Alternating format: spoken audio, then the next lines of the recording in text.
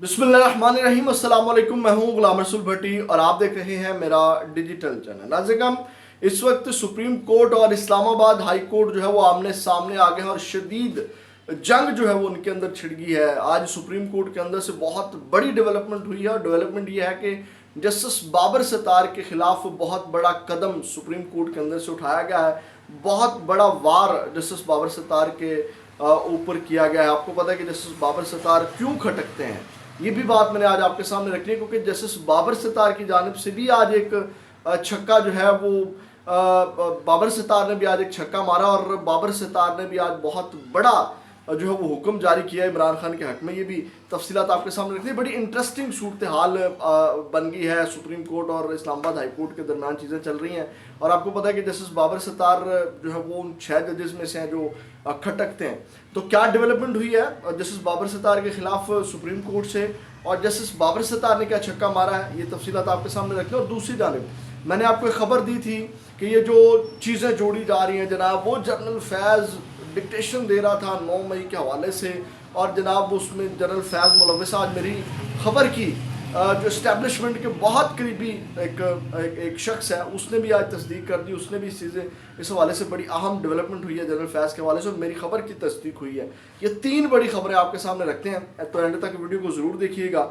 और तफसीलात में जाने से पहले आपसे यही दरख्वास्त है नए आने वाले दोस्तों से कि वीडियो को जो है वो चैनल को सब्सक्राइब कर लीजिएगा, वीडियो को लाइक कर दीजिएगा और नाज़रीन हम ज़्यादा से ज़्यादा सपोर्ट कीजिएगा। आपकी जो सपोर्ट है वो बहुत ज़रूरी है। मैं अक्सर बात करता हूँ कि मैंने ये चैनल जो है वो हक और सच की आवाज़ उठाने के लिए बनाया है, आप तक जो हकाइक हैं वो पहुँचाने के लिए बनाया है। मुझे इससे कोई वो लगाव नहीं। अल्लाह का शुक्र है कि इस वक्त मैं एक अच्छे मेन स्ट्रीम चैनल के ऊपर मेरी जॉब है और ये वो सारी तमाम चीज़ें हैं। नाज़रीन हम खबरों की तरफ बढ़ते हैं। सबसे पहले जो सुप्रीम कोर्ट से डेवलपमेंट हुई है जस्टिस बाबर सत्तार के खिलाफ, फिर जस्टिस बाबर सत्तार ने जो छक्का मारा है। नाज़रीन हम आज जो बड़ी डेवलपमेंट हुई और ये कादी फ़ायद ईसा के वो 2 साथी जजेस हैं जिन्होंने मखसूस नशिस्तों के हवाले से फ़ैसले में मुखालफत की थी। ये जस्टिस कादी फ़ायद ईसा के 2 साथी जजेस हैं जो मज़ीद खुल करके आज सामने आए हैं। अब नाज़रीन आपको याद होगा कि जस्टिस बाबर सत्तार एक केस सुन रहे थे और उसमें उन्होंने बड़े सख्त हुक्म जारी किए थे। वो हुक्म जो जारी किए थे मैं आपको वो भी उनकी भी याद दहानी करवाऊँगा, जिसकी वजह से आज जो है वो विफाकी गवर्नमेंट की जानिब से जो सुप्रीम कोर्ट में वो गए और जिसमें जनाब ये वार किया गया फिर जस्टिस बाबर सत्तार के ऊपर। नाज़रीन सुप्रीम कोर्ट ने बुशरा बीबी और नजम साकिब जो ऑडियो लीक केस है उसमें इस्लामाबाद हाई कोर्ट को जो है वो मज़ीद कार्रवाई से रोक दिया है। अब ये आप अंदाज़ा लगाएं कि जस्टिस बाबर सत्तार ये केस सुन रहे थे और जस्टिस बाबर सत्तार को जो है वो मज़ीद कार्रवाई से रोक दिया। ये बहुत बड़ी डेवलपमेंट है। और अब तफसीलात के मुताबिक सुप्रीम कोर्ट में बुशरा बीबी और साबिक चीफ जस्टिस साकिब निसार के बेटे नजम साकिब की ऑडियो लीक केस से मुतल्लिक समाअत हुई। जस्टिस अमीनुद्दीन और की सरबराही में 2 रुकनी बेंच में, जिसमें जस्टिस नईम अख्तर अफगान भी बेंच का हिस्सा थे और ये दोनों वो साहब हैं जो कादी फ़ैज़ ईसा साहब के साथ थे मखसूस नशिस्तों के मामले में, और ये कादी फ़ैज़ ईसा के जो हैं वो साथी हैं। और आज ये मज़ीद एक्सपोज हो गए हैं कि जनाब ये एजेंसियों के साथ खड़े हैं, ये एजेंसियों को सपोर्ट कर रहे हैं कि जनाब उनके वो जिस तरह की रिकॉर्डिंग कर रहे हैं जो भी कर रहे हैं उनको खुली छूटी है, तो उससे जो है वो इन्होंने रोक दिया है।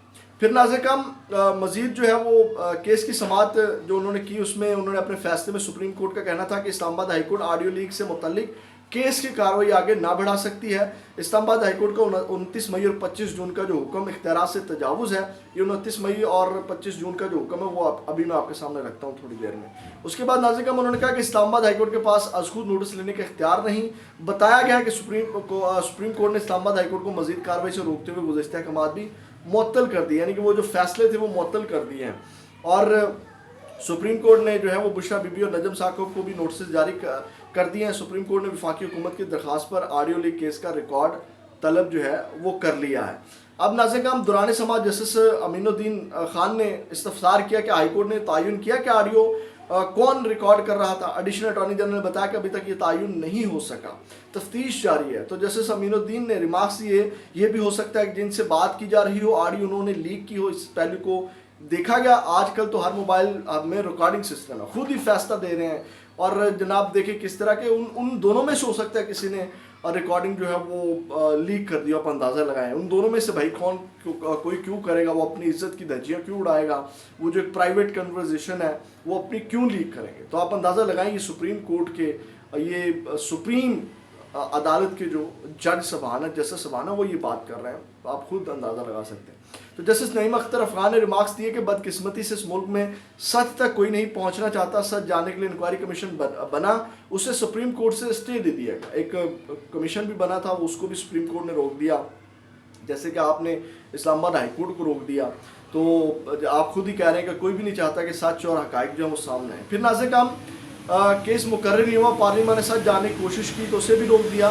پارلیمان کو کام کرنے دیا جائے گا نہ عدالت کو, تو سچ کیسے سامنے آئے گا. آپ نے خود بھی عدالت کو روک دیا عزت مآب, تو آپ خود اندازہ لگا لیں, آپ خود ان باتوں کے نیچے آ رہے ہیں. اب ناظرین کام جو یہ معاملات ہیں, ایک تو یہ وار کیا گیا جسٹس بابر ستار کے خلاف. اب جسٹس بابر ستار کیا کرنے جا رہے تھے, اور پھر خبر جو تھمبنیل میں آپ نے دیکھا نا 22 اگست کو بڑا ہونے جا رہا ہے, وہ بھی آپ کے سامنے رکھیں گے. ناظرین کام اب چیزیں یہ ہیں کہ جسٹس بابر ستار نے انٹیلیجنس ایجنسیوں کو جو شہریوں کے فون ٹیپ کرنے کو غیر قانونی قرار دینے کا فیصلہ دیا تھا, جس کو انہوں نے جو معطل کر دیا.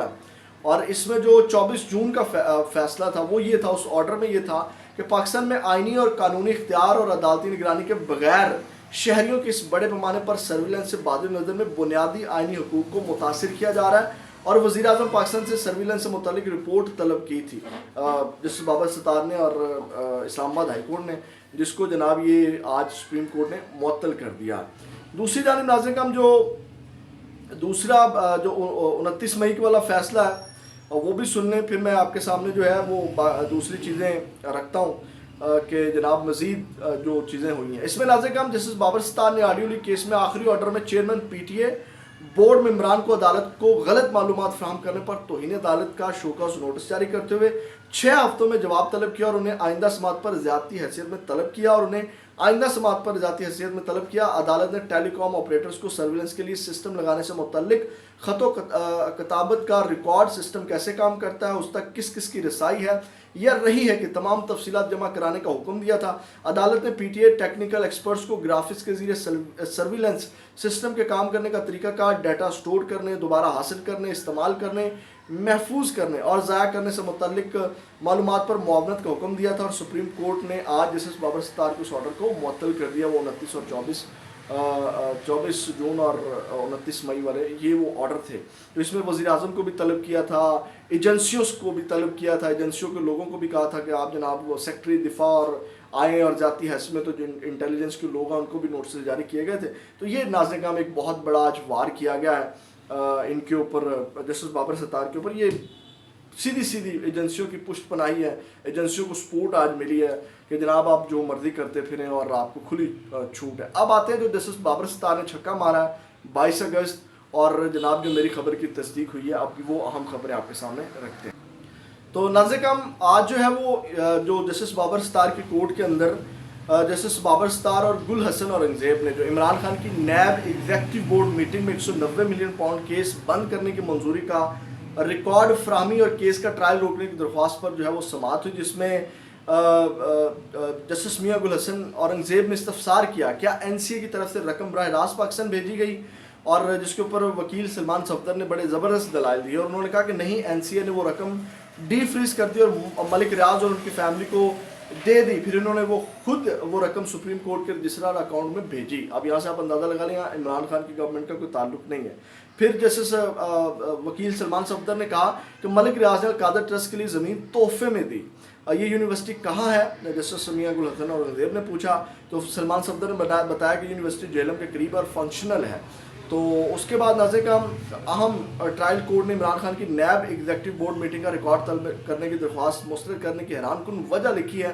وہ یہ کہ نیب کا تفتیشی officer NAB board meeting record کا آتھر یا کسٹوڈین نہیں ہے, اس لیے ریکارڈ پیش کرنے کا حکم نہیں دیا جا سکتا. وکیل سلمان صفدر نے یہ بھی دلائل دیا, انہوں نے کہا کہ اس طرح کی حیران کن یہ دلائل دے رہے ہیں. پھر ناظرین کا ٹرائل کورٹ جلد سے جلد فیصلہ دینے کے لیے بہت بے چین دکھائی دے رہی ہے, جھوٹی تاریخیں دی جا رہی ہیں. سپریم کورٹ نے نیب ترامیم کیس میں نیب ریفرنس پر فیصلہ دینے سے روک رکھا ہے, پتہ نہیں اتنی جلدی کیوں ہے, یعنی کہ سپریم کورٹ نے نیب کے جتنے بھی کیسز ہیں ان میں حتمی فیصلہ دینے سے روک رکھا ہے. تو اس کے بعد ناظرین کرام جو بڑی پیش رفت ہوئی جسٹس بابر ستار کی کورٹ کے اندر سے وہ یہ ناظرین کرام کہ انہوں نے 190 ملین پاؤنڈ ریفرنس کا ٹرائل روک دیا اور حتمی فیصلہ دینے سے روک دیا اسلام آباد ہائی کورٹ نے. یہ جو آپ کو پتا ہے کہ اس وقت مین کیس 190 ملین پاؤنڈ والا ہے جس میں کہا جا رہا ہے جناب یہ ہو جائے گا وہ ہو جائے گا, اور میں نے آپ کو بتائی تھی چیزیں بہت حد تک سیٹل ہو گئی ہیں. تو یہ آج جسٹس بابر ستار اور جسٹس گل حسن اورنگزیب کی کورٹ سے فیصلہ, یہ بہت بڑی ڈیولپمنٹ ہے. اس کے بعد ناظرین کرام اب آتے ہیں جو 22 اگست اور جو میں نے آپ کو خبر دی تھی, یہ بڑی انٹرسٹنگ چیزیں ہیں جنرل فیض کے حوالے سے, کیونکہ اس کو بہت لنک کیا جا رہا تھا کہ جناب وہ ایسا ہو جائے گا اور ویسا ہو جائے گا. لیکن 22 اگست کو کیا ہونے جا رہا ہے ناظرین کرام, 22 اگست کی خبر لے لیں. اور 22 اگست کو ناظرین کرام شعیب شہین نے یہ کہا, آپ کو پتہ ہے پی ٹی آئی جلسہ کرنا چاہ رہی تھی اور یہ عمران خان کی رہائی اور مہنگائی کے حوالے سے بہت بڑا جلسہ ہونے جا رہا ہے. اور اس حوالے سے جو شعیب شہین کے ریمارکس آئے وہ یہ ہیں کہ پی ٹی آئی اسلام آباد میں جلسے کے لیے تیار ہے. یہ 22 اگست کو چاہے پکڑ دھکڑ گرفتاریاں شیلنگ کریں, ہماری تیاری مکمل ہے, جلسہ ہر صورت ہوگا, جہاں جہاں پہ ہمیں روکیں گے وہی جلسہ ہوگا. تو 22 اگست کو دمادم مسکل اندر پاکستان تحریک انصاف کرنے جا رہی ہے, بہت بڑا سرپرائز دینے جو ہے وہ جا رہی ہے جو پاکستان تحریک انصاف ہے. تو ناظرین کرام اب آتے ہیں وہ جو میں نے خبر دی تھی, میں نے آپ کو کہا تھا کہ یہ جو ایک بیانیہ بنانے کی کوشش کی گئی ہے جنرل فیض حمید کے حوالے سے. تو ناظرین کرام آپ کو یاد ہے کہ یہ جو کیا کہتے ہیں کہ جیو کے ایک صاحب ہیں اور ان کا بہت قریبی تعلق ہے اسٹیبلشمنٹ کے حلقوں سے, اور آئی ایس پی آر کی بیٹ کرتے ہیں اور ان حوالے سے جو ہے وہ خبریں دیتے ہیں.